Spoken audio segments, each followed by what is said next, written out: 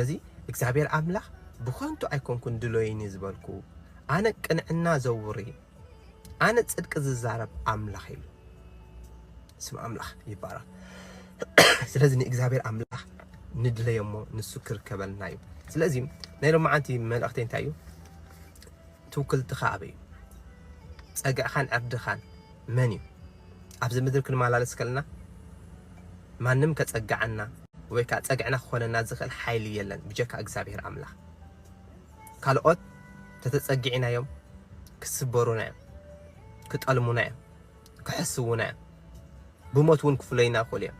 እግዚአብሔር ኣምላኽ ግና ሞት ክሕዞ ዘይክእል፣ ክሕሱ ዘይክእል፣ ክጠልም ዘይክእል፣ ክጣዕ ዘይክእል ኣምላኽ ስለ ዝኾነ ኩሉ ግዜ ኩሉ መዓልቲ ቀዳምነት ትውክልትና ፀግዕና ዕርድና እግዚአብሔር ኣምላኽ ንግበሮ ኣይንሓፍርን ኢና። እግዚአብሔር ኣምላኽ የንብረና እዩ። ኮራኮራ ናብስ ይስእኑን ይጠሚን።